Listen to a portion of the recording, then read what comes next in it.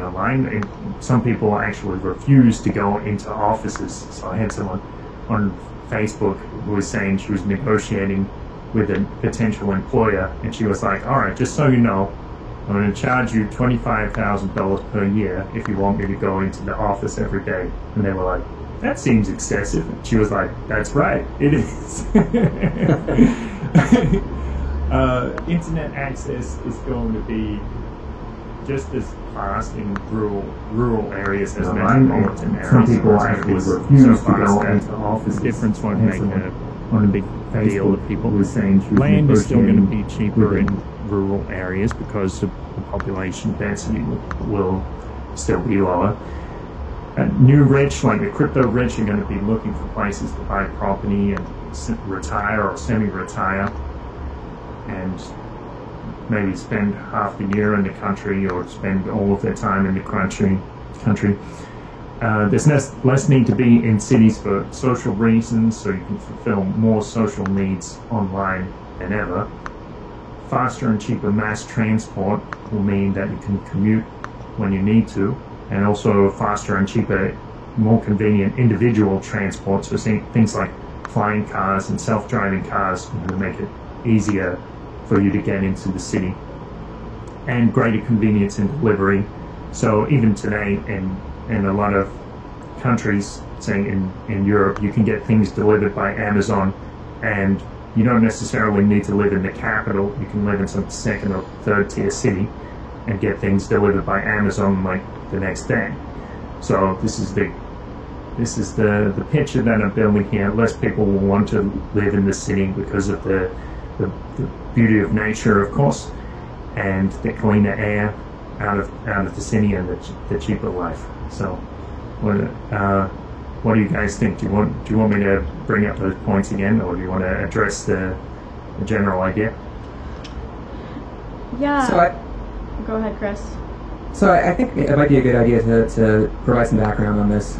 Sure. we're all reading the book The Sovereign Individual, and basically it lays out this hypothesis about what the future will be like, based on how it sees the process of history.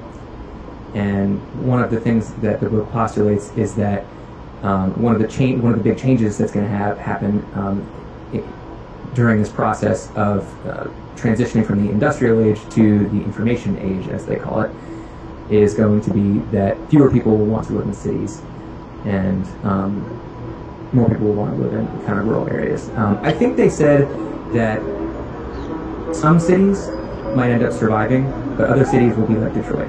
So kind of like, as you were saying earlier, Kurt, like the husk of a previously glorious city that just kind of dies.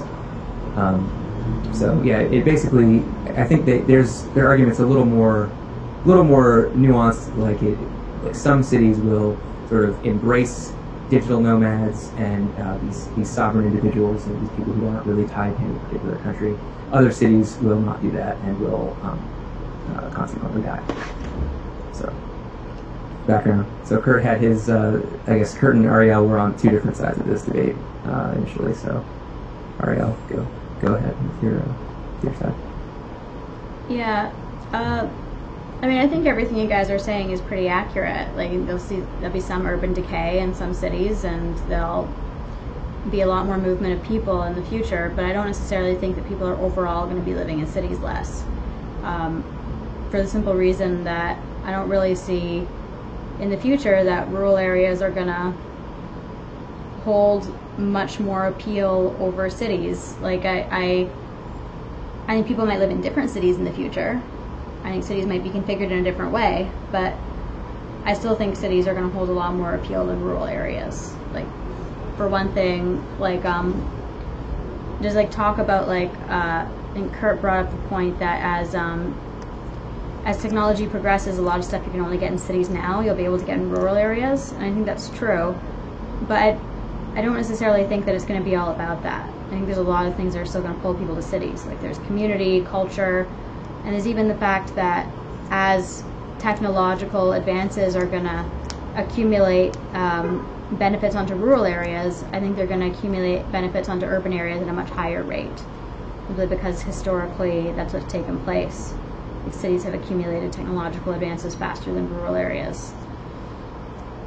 So those are a few reasons I think people are going to continue to live in cities. I think, anyway, we'll start there. Okay. But just to be clear, I'm not saying that people are going to stop living in cities. I'm just saying that their population density will be more distributed over land masses. You're saying fewer people will live in cities. No, not fewer people than now. I'm saying the rate of increase in population density in cities will slow. So a lower proportion of the total population will live in cities than now. Yes.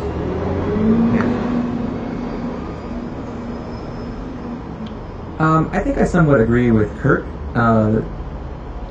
because it seems to me that the advantages of living in a big city now over living in a rural area or a small town or something like that are going down over time. Ariel, you did mention that so you have this sense of community and this sense of culture in a big city that you might not be able to get in a small town. I think that you can still get that in a small town, but you have to search a little bit harder. You have to put a lot more energy and research basically into finding which particular small town is going to suit, is going to have your people in it or something like that. Or you might even have to kind of design your own small community out in a rural area. But as Kurt noted, basically the things that make it advantageous to live in a big city right now, as opposed to a small town, are kind of being disappeared by technological advancement.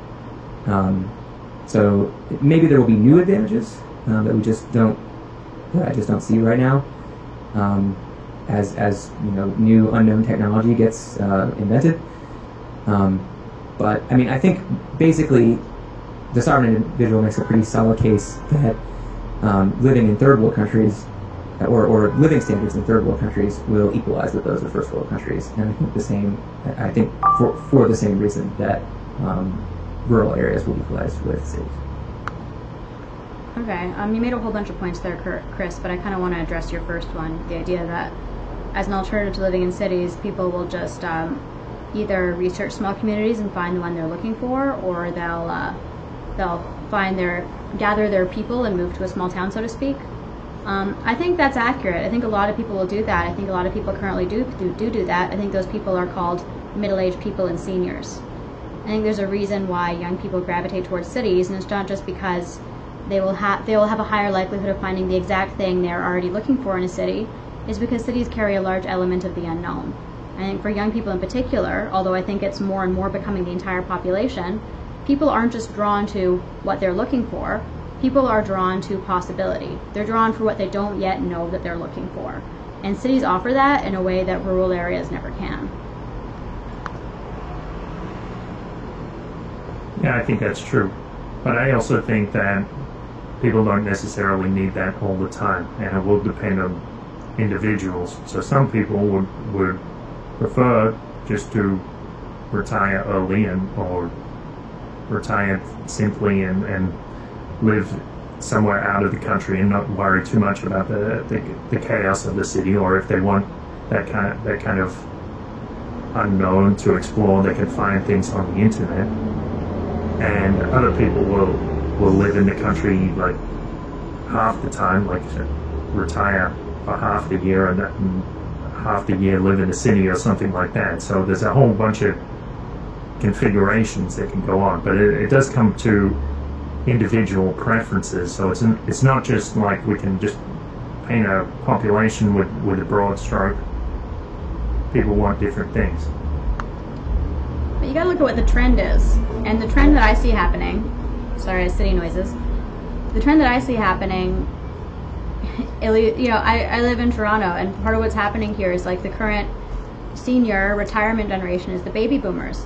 And the baby boomers are actually, they're working for much longer than previous generations. Like, I don't see this trend towards early retirement. I see this trend towards later retirement, towards old people wanting to stay busy and bustling and in the city and in the flow of things for longer and longer as people live longer, are healthier for longer, and as the youth culture permeates towards old people in a way that it probably didn't in the past.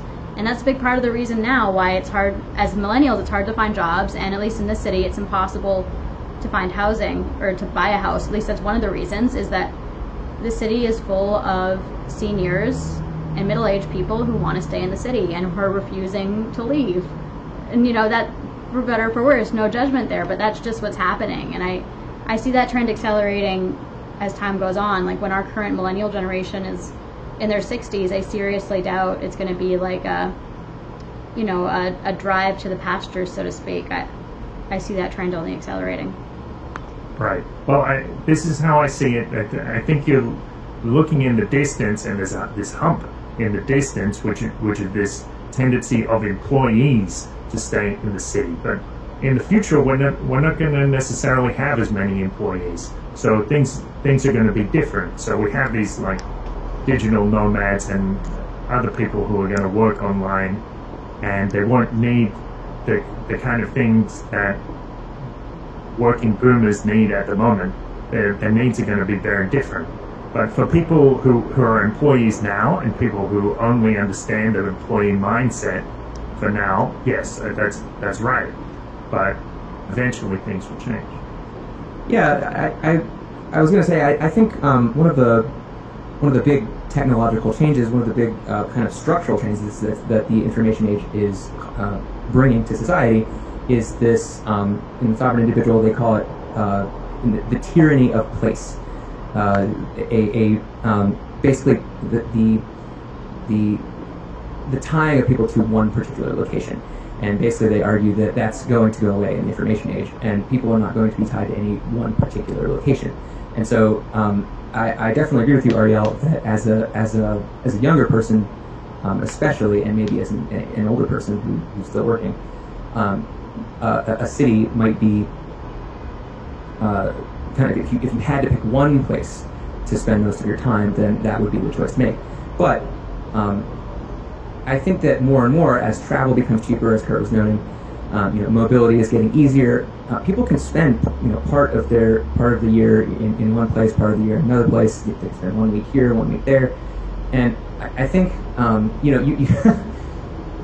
even that concept of just like living in a particular place might kind of go away, and people might become more nomadic. And so I think because of that, you might see people spending a much higher proportion of their time outside of cities than they do now.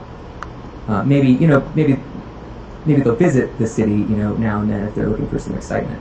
But if they can just easily take a helicopter, a hyperloop or something like that from rural wherever to New York City, then and that takes is very fast. Then people might start living in rural areas more because it's just way more convenient. Okay. I feel like, Kurt, maybe I wasn't clear. I was talking about retirees. There are a lot of retirees who continue to live in cities today to a much greater extent than in the past. That is a big part of the point I was making. I'm sorry if that was not clear. Chris, I'm going to make 2 points, but they're going to dovetail. I mean, I agree that people are going to be much more mobile in the future, but I don't see them being mobile by spending like the majority of their time in small towns. Like, I mean, I'm biased here because I'm like somewhat of a digital nomad, but I still spend the vast majority of my time in cities. Like maybe less so than if I was all in one place. Like maybe I spend like 85 or 90% of my time in cities, whereas if I was all in one place, maybe I'd be spending 95% of my time in cities, but it's still the vast majority of my time in cities. So it's like I mean, if I was gonna, go to the United States, I would be hanging out in places like New York City or San Francisco or, wherever. Like I would be hanging out in cities, or if I was maybe even medium-sized cities, but I wouldn't be going to like small town Ohio and setting up shop in a motel with my laptop. Like that's clearly a less desirable option than going to New York City, because New York, well, because of the large cities are full of culture and possibility and excitement and art and many other people, and they're rich with the possibility of the unknown in a way that small towns are not. Yeah, and I agree that that's the case now, but I see the trend moving, I mean, basically right now there's a lot of friction to travel. So if you are going to travel, you want to pick a destination that's going to maximize your possibilities. So that makes sense that you would want to go to a city. But I think maybe in the future, going to a city won't necessarily be maximizing your possibilities.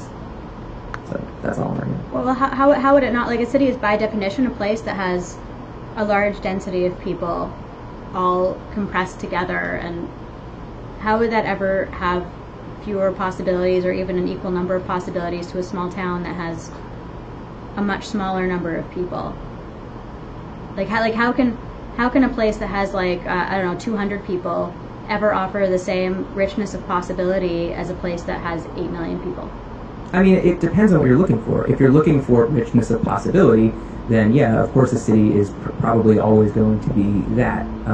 It's always going to, yeah, if that's your goal, you'll probably far into the future that a city is going to help you meet that goal.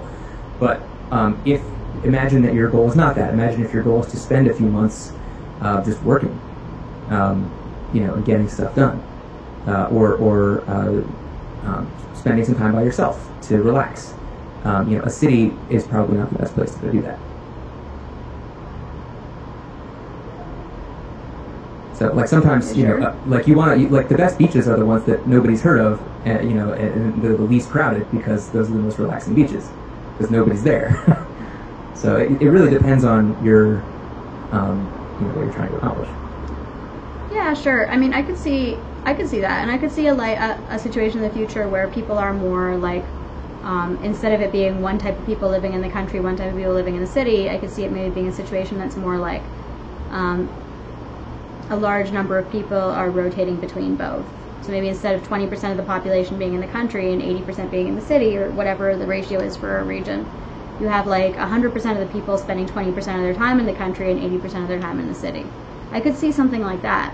I just don't see that the cities are going to be less desirable or less bustling or have a smaller proportion of people in them. If anything, I see the trend going the other way, because I see like the mass of the population becoming more experimental, more interested in operating in that realm of the unknown rather than that realm of comfort and solitude and peace.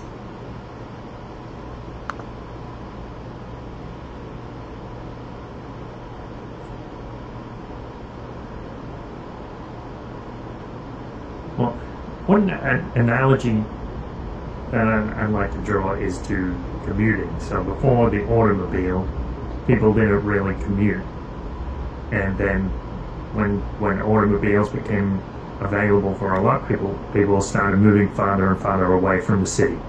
So this is a similar thing when we see more access, more ease of access to the city as well. That's going to be part of it. So if you could travel 300 kilometers in just an hour with some kind of bullet train, then maybe you won't be hesitant at all about moving away from the city.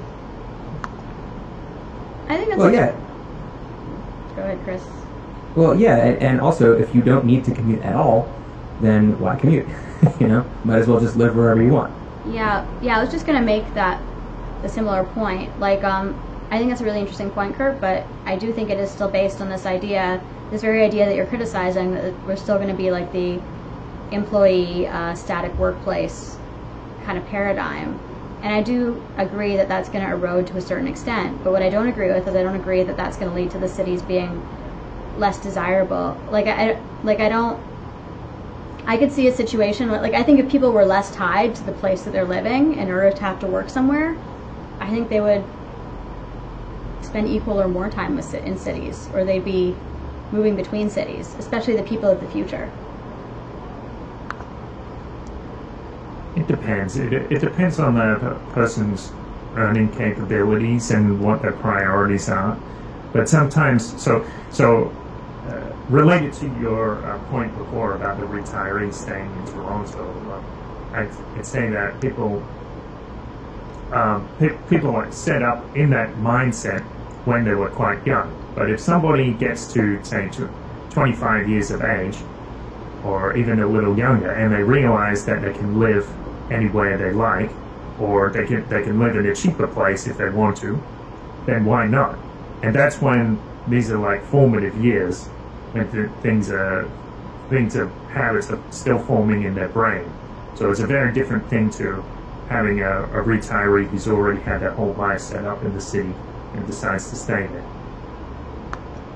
I don't know. I mean, like when I was a little younger than 25, I did move to a cheaper place, but the cheaper place I moved to was a different city. So I think it kind of gets back to Chris's point before, that I could see people moving to the third world maybe, but I think it's more likely that people are going to like go live in Mexico City, go live in these cities in the third world, rather than go live in rural areas. Like, I mean, as a young person, like, I would, when I was 25, I would rather have like lost a digit than I would have rather have lost several digits than to have like spent the rest of my 20s living in some rural area, telecommuting to work. That seems hellish to a young person. I don't just think it's because I'm brainwashed by the system. I think it's because cities are full of other people and possibilities and culture and life and all these things I've been talking about. And I think that's really a big part of the pull of cities. And I do think it's a more powerful pull than employment. Employment being something that currently pulls people not only to cities, but just whatever place they happen to be in.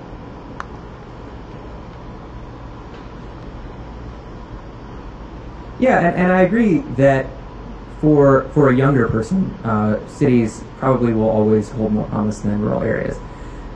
Where I'm coming from is my own personal experience the last few years, just basically realizing that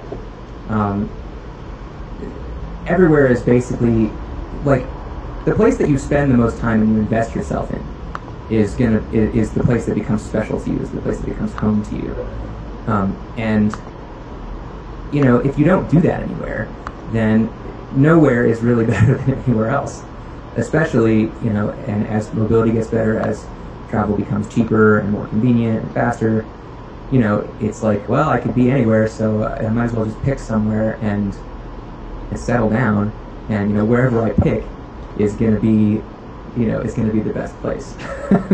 So, you know, for me right now, that's a city, but you know, in a few years, you know, if it's possible, if it's, you know, if I can afford it, you know, basically, and I can get like, I'd love to like get some land and just move out to the country and spend most of my time out there. So I maybe I'm, you know, maybe I'm projecting my own desires onto the general population, but that's just kind of how I see myself heading, kind of where I see myself heading. I don't know. I really disagree.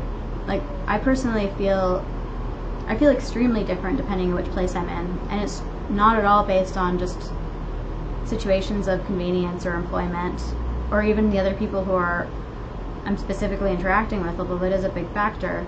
Like, every place has a different energy to it. Every place has a different experience, and I've never felt the same in any two places. I don't see any.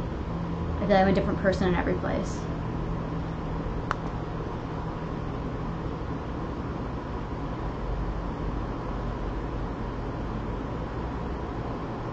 Yeah, I mean, I agree somewhat with that, but I also have, like, yeah, I mean, obviously, you know, cities are different from each other in small ways, but to me, they seem small, I guess is what I'm trying to say. Like, and my own attitude about a place, and my own kind of, my mindset, kind of like the set and setting, you know, my own subjective reality heavily affects how I see the cities that I live in.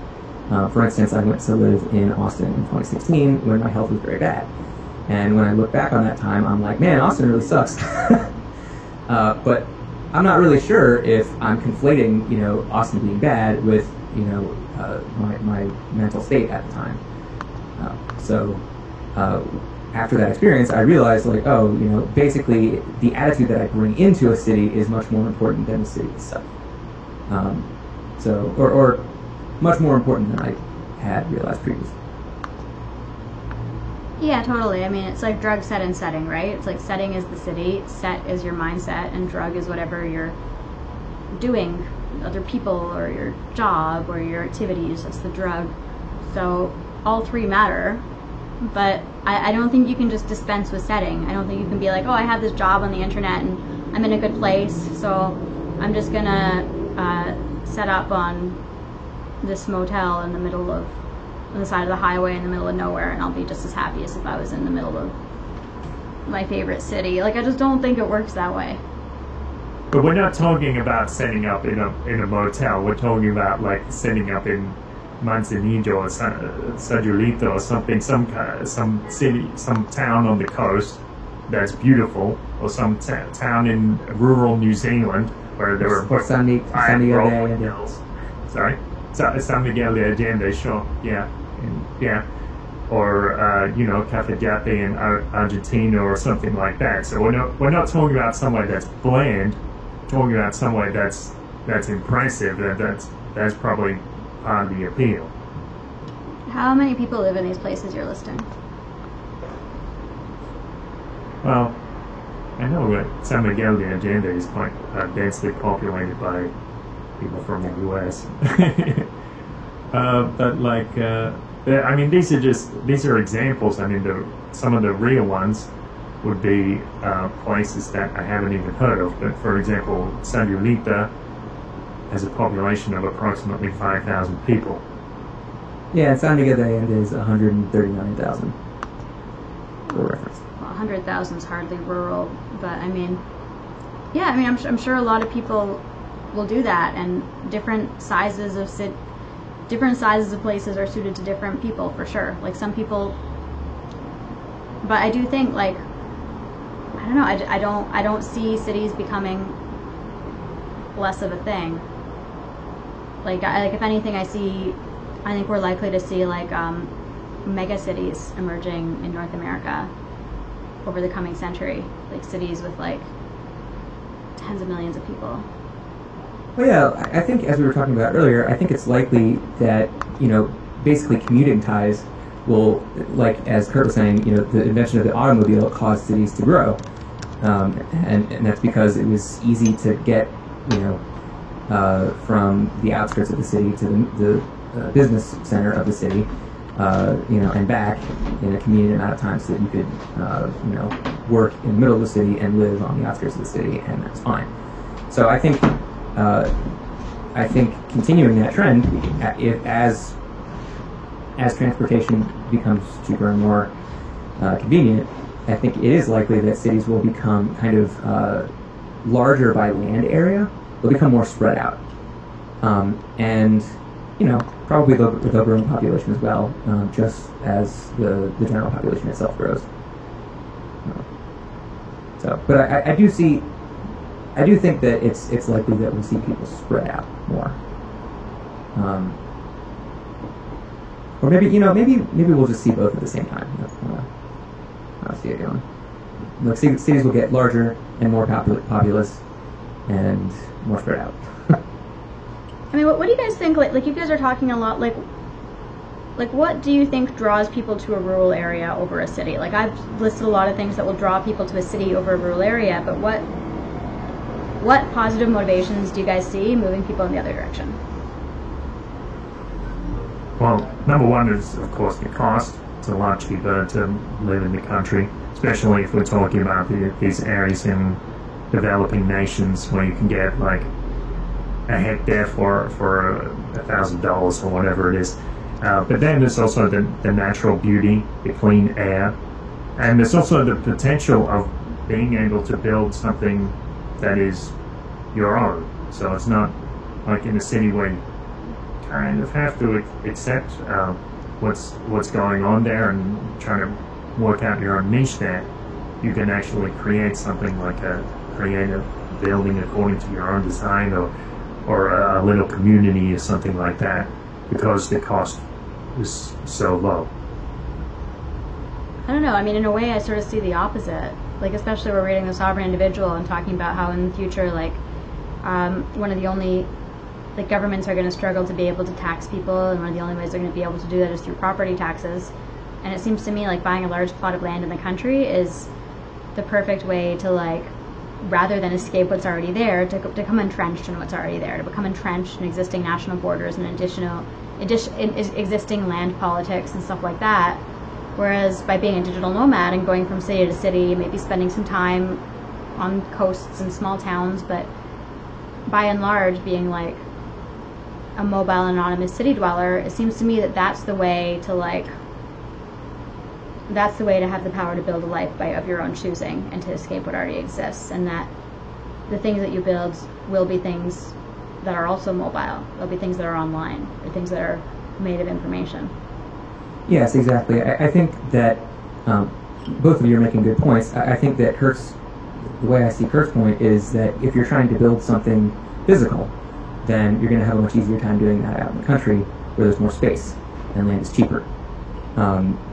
Whereas if you're trying to build something online, something that's digital, then maybe being in a city with a whole bunch of people will be a better place to do that. But I mean, to me, there are lots of advantages of living in the country. There's peace and quiet. People. There's not noise around you all the time. You don't have as many. You're closer to nature, and going outside and enjoying the outdoors is a lot easier out in the country. These are things that maybe a younger person doesn't really think about, but I don't know, I'm kind of sounding like an old guy now. I don't know, I like the country, and I've been living in cities for so long, and I kind of have this yearning to go out and camp or something. I mean, I do think that the rural areas might replace suburbs. I could see that happening. There's a lot of research that cities are pretty bad for raising kids. Like, living in an urban area is one of the main environmental risk factors for schizophrenia, and so I could see there being like a kind of like era of suburban decay and a lot of people moving out to the country to raise kids. It's a trend. I don't really see this like raising kids in condos thing taking off. Yeah, I definitely agree that basically what I'm seeing is that the advantages of living in a suburb versus living in a rural area are rapidly disappearing. I think that's maybe what you're saying. Yeah, I agree with that. I mean, I could see suburbs. The trend I sort of see happening right now is it seems like suburbs are becoming part of the city in a lot of places. Or at least I'm basing a lot of this on Toronto, but it seems like that trend is happening where like the city is just kind of moving out into the suburbs and like transportation is becoming better, and so that's almost like I could see either like the city becoming like a mega city that takes over the suburb, or I could see the suburbs just like I mean, right now that's not happening. Right now the suburbs are totally booming, but maybe there'll be some kind of like the suburbs will just like scoop out. Or yeah, I think another trend that you're seeing is so of course one of the advantages of living in the middle of the city is that it's easy to get everywhere by walking or maybe riding a bike or something like that. And I think one of the trends you're seeing in larger cities is these walkable kind of hip neighborhoods are being set up outside the city center, kind of in suburban areas. And so obviously if you live in a suburb where you have to drive to get everywhere, then that's not going to have the same advantages as living outside of the city center, but in a place that's walkable. And so I think you are going to see a continued proliferation of these kind of hip, walkable areas outside of city centers. And I think people will still continue sort of congregating there for a sense of community and closeness. Yeah, like one thing that's interesting is the idea of walkability is like Jane Jacobs, who wrote The Life and Death of Great American Cities.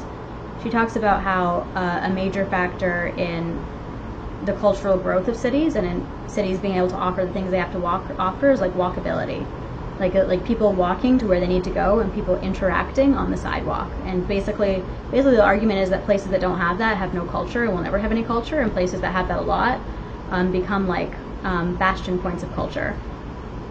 And so yeah, kind of reminds me of what you're saying, Chris. So it's almost like suburbs can maybe become like cultural hubs in their own right.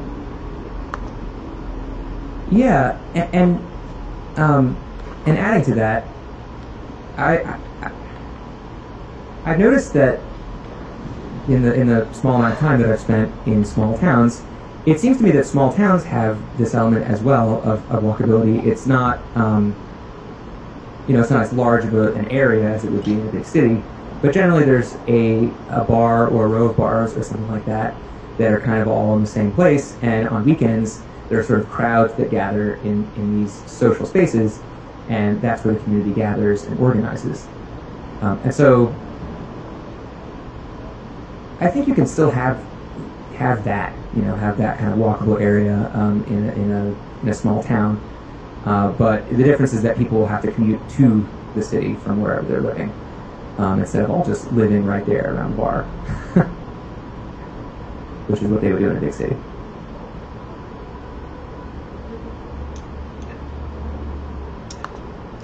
Yeah. Yeah, it's interesting. Like another, but I mean, it's still not the same. Like another, like one thing we were talking about earlier is like the thing about cities versus small towns is like in a small town it's like the same. If it's a really small town, it's the same combination of people every single time. So it's like the new possibilities are very limited. Like maybe you could find something you never knew about in old Mr. Smith the shoemaker or something, but it's your potential for new combinations are very limited. And so like that's if you have like a city that's like below the Dunbar number. And then as you get above the Dunbar number, which is like about 160, so that's the number of people that you can know, according to psychology. So once you get above that, like the number of combinations increases. And so like the number of people that you can interact with increases linearly. So like the difference between like 200 people and 300 people, it's another 100 people you can interact with. But the number of total interactions that are possible goes up exponentially because each of those people has like a whole, like 100 other people they can interact with, or like 98, 99, so far, so on and so forth. And right. So it's like that's why I like sort of think like the difference between a city that's like 1 million people and a city that's 2 million people isn't that one has twice as many possibilities. It's that the one has like some massive order of magnitude more possibilities than the other. And that's sort of what I think cities have to offer, just like that glut of possibilities. Yeah, the law you're referring to is Metcalfe's law. It's the reason for network effects. And it just says that the value of a network goes up as the square of the number of participants, because that's the number of connections that there are in a network. And yeah, no, you're definitely right that certainly the number of possibilities grows exponentially as the number of people increases. But I think there's a sweet spot, and maybe there's a case to be made for kind of medium-sized cities or large small towns, where you go to the pub every weekend, or whenever you feel like being social, and you see, like, I don't want to see none of the same people ever. I want some of the same people to be there so that I can build a relationship with them. I can have kind of trust built up.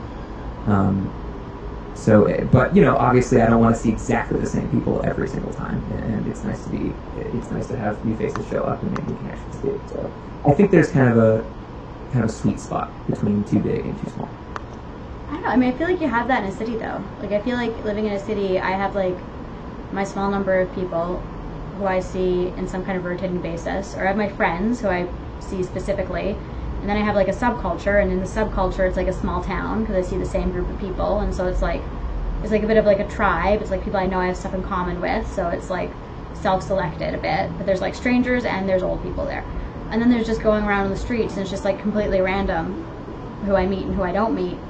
I guess I could choose by neighborhood, but it's still like the number of people in this neighborhood. Like this neighborhood is extremely diverse, and it's not a very like neighborhoody kind of city like some cities are. So it's like, I don't know, it's like, I feel like you kind of get all of it in a city. I don't know. That's just my, I think cities are great. It's just. Yeah, but, okay, so, I mean, you're definitely right that there are more opportunities in a city for randomly running into somebody on the sidewalk or in a bar or something like that and becoming friends with them. But, realistically, like, I have to be in a really social mindset in order for that to happen.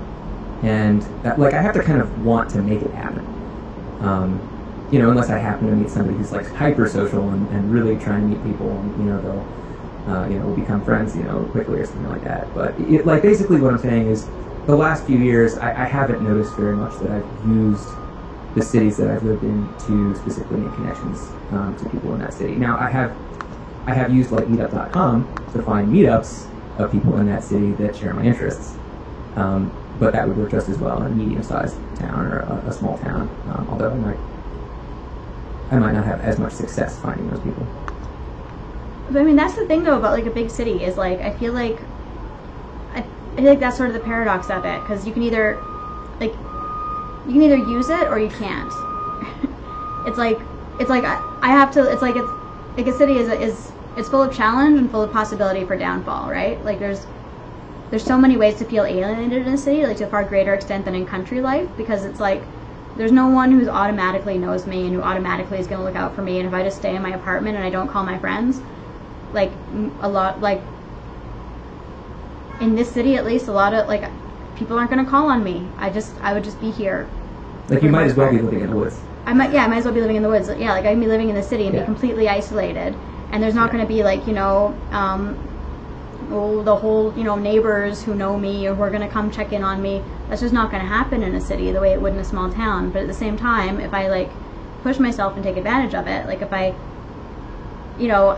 resolve like I'm going to approach one stranger every day, or if I could just like a million workshops being like thrown at me all the time, and so like it's like there's like an ocean of possibility, and I'm like, okay, I'm going to start going to some of these workshops. Like I can have like massive self-improvement very quickly in a city.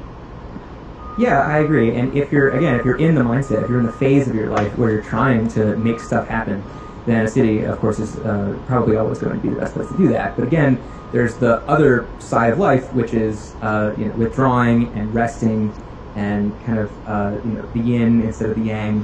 Cities are very yang, right? They're very, like there's a lot of stuff going on. There's a lot of interaction. There's a lot of energy. But having that 100% of the time is definitely not good for me, and probably not good for most people. So I definitely think that spending part of your time in a smaller town, or even just out in the country, and spending some of your time in the city, as the need arises, as the phases of your life shift. I think if anything happens, we'll definitely have more options, and we'll be able to tailor our living situation more closely to our preferences. The seasons of your life shift.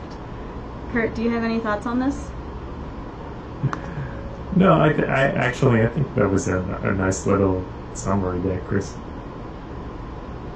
Oh no, I wasn't trying to like end the episode or anything. All right. But thanks. Well, all right, fair enough. We can keep going. Yeah, I was thinking about the time, that month I spent in a country in Portugal, and this village of about 50 people, and they're all old, but sometimes young people come in on the weekends.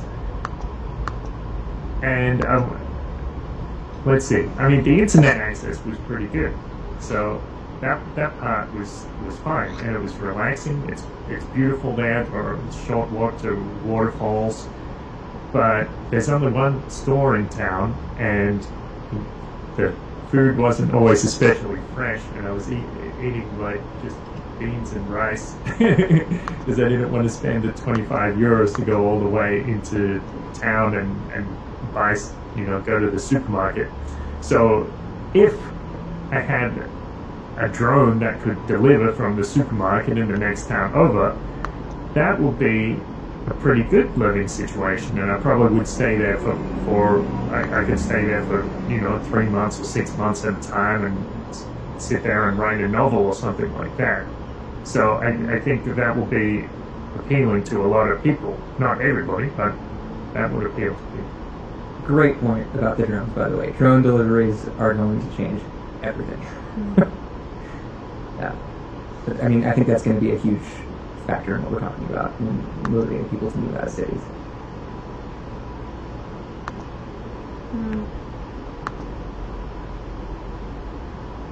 Yeah. So there's drones, and then there's also flying cars. I think that will be a big factor as well. Flying cars and self-driving cars. So you don't have to worry so much about how you're going to get where you're going. Maybe a self-driving car on an Uber might be very cheap. Well, and here's another one that we haven't brought up yet, virtual reality. And, maybe this isn't something that will happen in our generation, but virtual reality might become so realistic that when you want to go and have that experience that Ariel was mentioning earlier, just walking down the street and randomly meeting people, you don't have to do that physically in a city. If there's a billion people on the web in the virtual reality world, you could go to virtual New York City, and hang out in the bar there, and run into random people that way. So, God. will people do that as much as they do in real life? Who knows? I mean, I think the more realistic it gets, the more likely it is that people will. God, people aren't going to be in New York. They'll be at like Hogwarts or something. Well, sure, yeah. Hogwarts is, you're right. That's way cooler than New York. Yeah. Well, there's already Minecraft and Second Life, and before that, there were virtual worlds. I mean, almost for more than 20 years, I think there's been virtual worlds you can log in and find people and interact with them.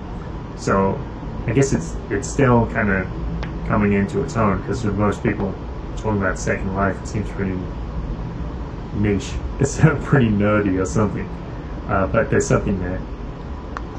Is it ever going to be as good, though? I mean, it keeps getting better all the time, so eventually it'll become realistic enough that people will just prefer it. I don't know. I mean, there's something about like being a real person in your real body, like in front of a real other person. I'm not sure that can ever be replaced. I don't know. Did you see that movie Ready Player One, where there's that virtual reality game that everybody plays? I read the book. I haven't seen that. There's Surrogate is also, and there's another one too. Yeah. But what happens in Ready Player One? Yeah, I mean, basically, so there's this game that like everybody in the whole world plays, and the world outside, the physical world, is kind of this shithole. It's kind of just like falling apart. So everybody just spends all their time, in the virtual reality game because it's much prettier and much more, and like your character, you can kind of build it up, and the status you have in the game is based on different factors than would be in the physical world, and so a lot of people just prefer that.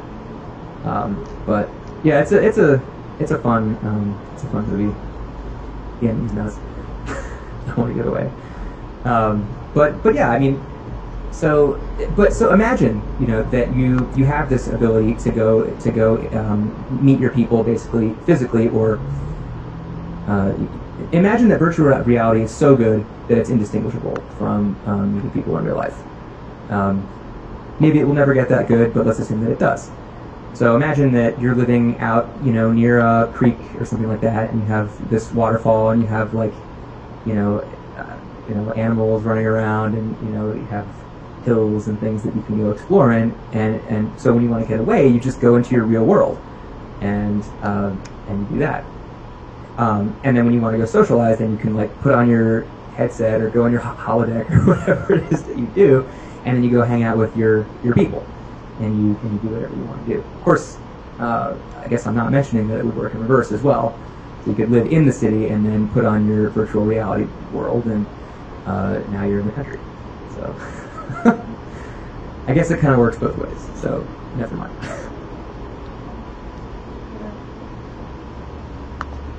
Can you imagine what they'd say about us?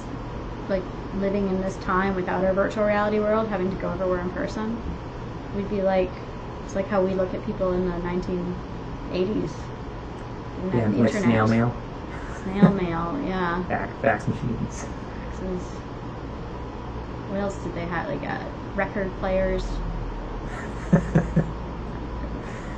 Yeah, people are going to look back on physically walking places. Nah. Well, that's sad. I don't want to think about that. I'm always going to physically walk places. Maybe it'll be like I'm an old fogey.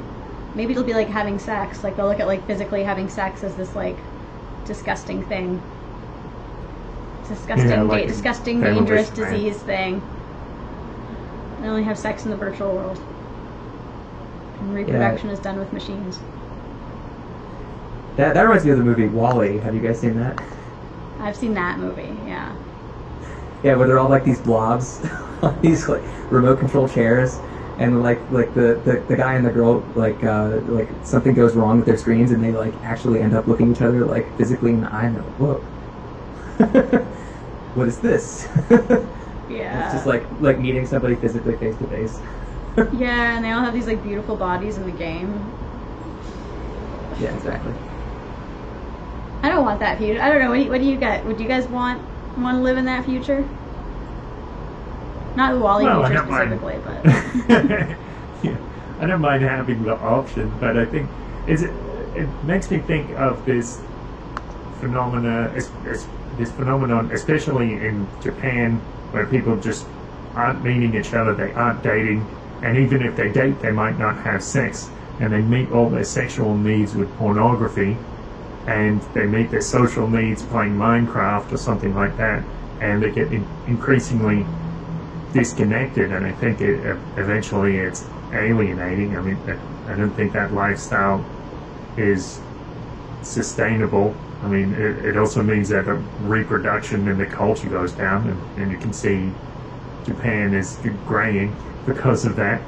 So, yeah, I think finally people will resist against that, and they'll say, hang on, it's going a bit too extreme, and let's pull it back, and they'll find some way out of it. Yeah, I mean, I think that at the end of the day, if the social, the habits of people in a society are unhealthy, then that society will, I mean, by definition, that society will degrade over time. And if we end up doing all this electronic interaction instead of physical interaction, and that's negative for us, then the societies that choose to go fully electronic will, they'll get sicker over time, and they'll probably die, and they just won't last. But going back to Ariel's question, do I think that we'll, do I personally see us going that direction? Like, for me, I would definitely prefer. I'm definitely, I have a bias towards, the real physical world, because that's where I grew up, as far as I know. But maybe our kids or our grandkids won't have those biases, because they'll grow up around virtual reality. It'll be ubiquitous for them. So maybe they'll prefer the virtual reality to the physical one.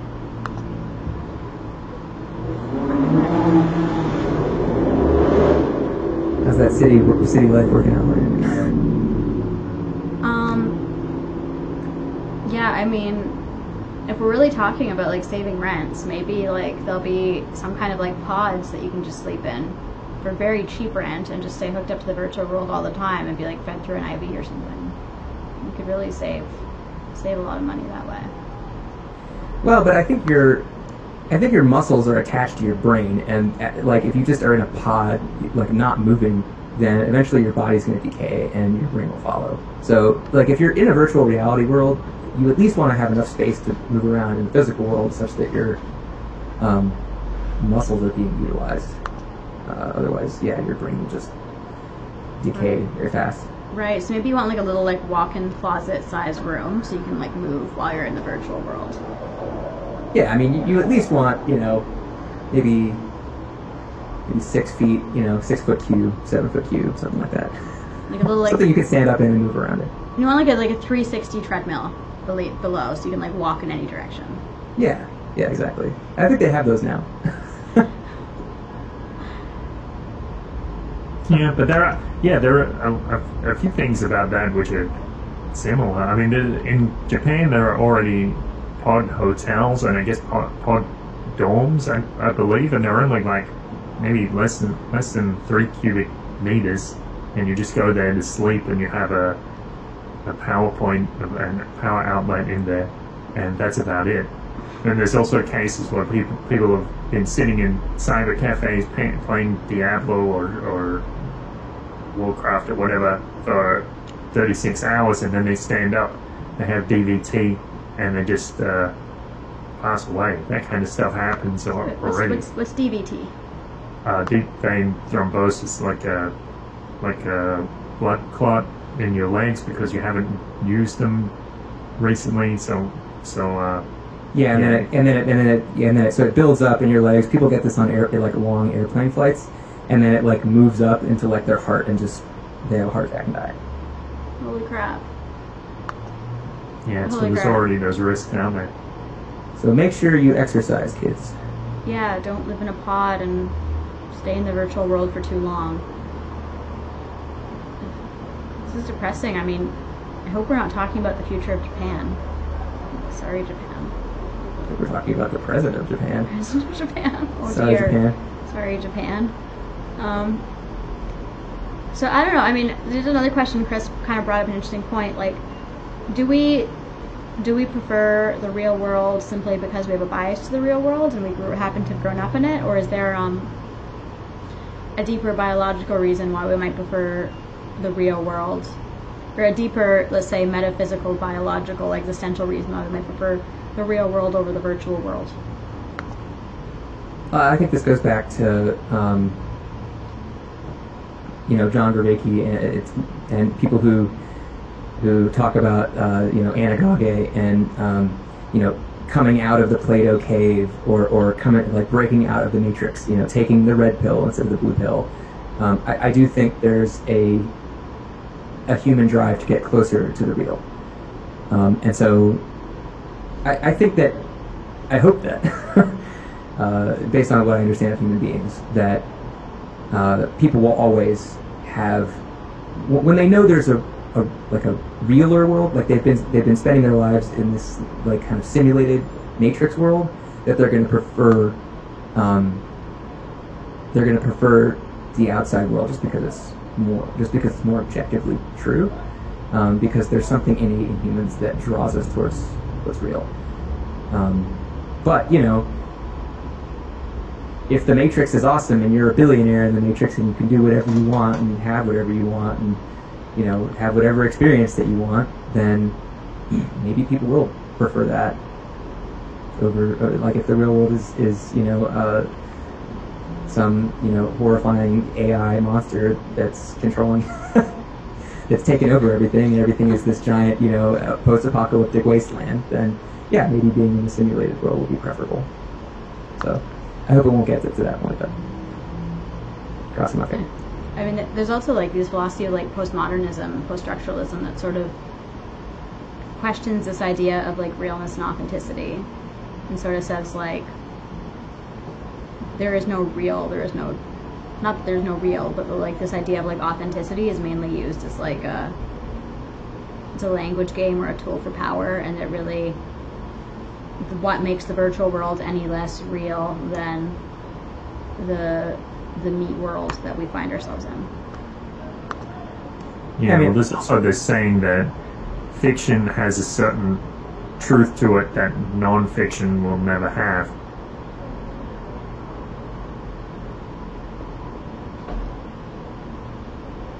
That's a different direction to go with it. Can you elaborate on what you mean by that? Okay. So, because you can explore things in fiction which are very difficult to explore in reality, perhaps because in fiction you can interact with archetypes rather than real people, that makes it more compelling. I know a lot of people have the experience of being more emotional during movies than they are during events in their own life. So it's like this condensed version, so it seems more real. Interesting. So that would definitely be an argument for why people might end up spending the majority of their time in the fictitious world. But yeah, I think ultimately it goes back to that question. Would you take the red pill or would you take the blue pill? And for me, whenever I've thought about that question, I've always just thought I would always take the red pill. But maybe other people are not like that. I'm not sure. What do you guys think?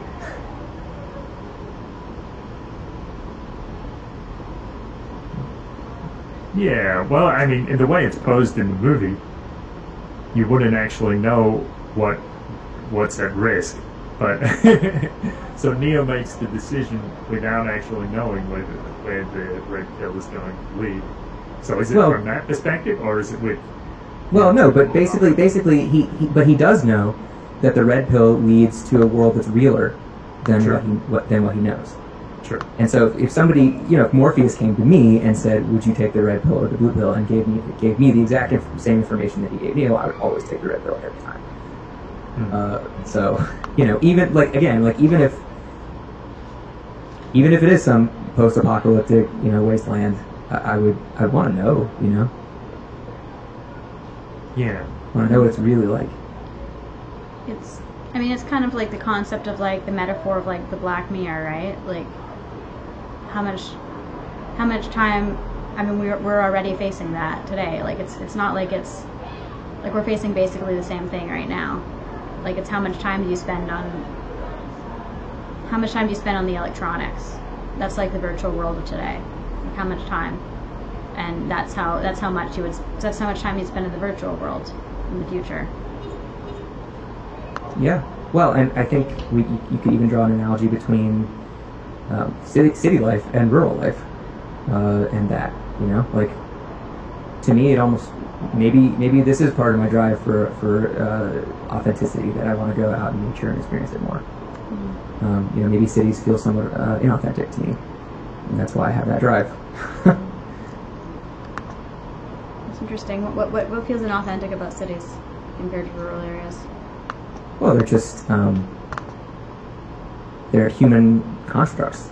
They wouldn't exist without humans. So people build them, and it's almost like cities are like this simulated reality that humans built for themselves to live in, so that they can be safe and happy. But actually being out in nature is, it's nature. It's not designed by anyone, unless you believe in God. It's more authentic. It's more authentically, you're experiencing the universe more directly when you're out in nature. At least I'm not sure that cities are like a designed experience though, like that. Like it seems to me that there's something organic about cities as well. Like no one. Right. I'm not saying they're not organic in some way. Well, the point I'm trying to make is like no one decided exactly how the city was going to be. Like the cities are sort of a combination of both like planning, but also spontaneous human activity, which is an act of nature. I agree. I think there's it's more a difference in degree than in kind. I just have a sense that being in a rural place is more natural than being in an urban place, because I have a sense that things that are built by humans are less natural than things that are not built by humans. But maybe that's a pointless distinction. Well, I don't think it's a pointless distinction, because I think that's how we boost our mood, partly by interacting with green things, green spaces. So even having a house plan in your house helps you be happier. I think the way that I see it, there's like human beings, like we are products of nature, and we are beings that at some point harmonize with nature. If we weren't, then there wouldn't be any desire to live in rural areas at all. But the way I see it is we have the ability to transcend nature and to transcend the natural through our rational minds. And so the things that are purely the product of a human rational mind do strike us as unnatural in a way. But in cities, there's definitely a greater density of things that are the product of the rational mind, but I don't think cities are purely a product of the rational mind, because there's a lot of like unconscious processes that create a city. And those are the things that are unplanned and spontaneous and artistic and emergent. And those things seem to me that they would harmonize with nature on some deep level. Harmonize with the patterns of the universe. Well, and I think that you could make the argument that there are certain types of architecture, for instance, that strike us as more natural because they incorporate designs from nature. Like sort of like tree and wood and stone and things like that. And you can make a building that's very beautiful and still, designed by a human. And I feel like it's almost a better kind of architecture that incorporates elements of non-human nature versus the type of architecture like sort of brutalism or modernism or something like that, where you just build like a box and it's purely functional rather than aesthetic. Yeah, I mean, I feel like we have a different definition of nature, which we get into a whole other episode. But I'm basically defining nature as like the patterns and harmonies of the universe, and it doesn't necessarily have to be like trees and rocks and rivers. Like something with like a fractal pattern there's something very natural about that, both in a literal sense, but in like I kind of think like any great art, like really like any truly great art, is like harmonizing with the patterns of the universe and is in some way natural. Yeah, and I agree with you. I think that fits into the category of, if somebody were to build a fractal building, I think that would be, I kind of want to see that. I think that would strike me as much more beautiful and natural than something that was designed without aesthetics in mind, something that was designed just with only function in mind.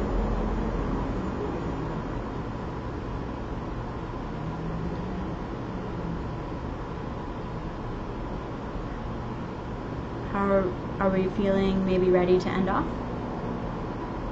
Sure. Great conversation, guys. Yeah, great conversation, and thank you everyone who's watching. This is a lot of fun. If you have any questions or suggestions for future live streams, please leave them in the comments. Peace out. Peace, guys.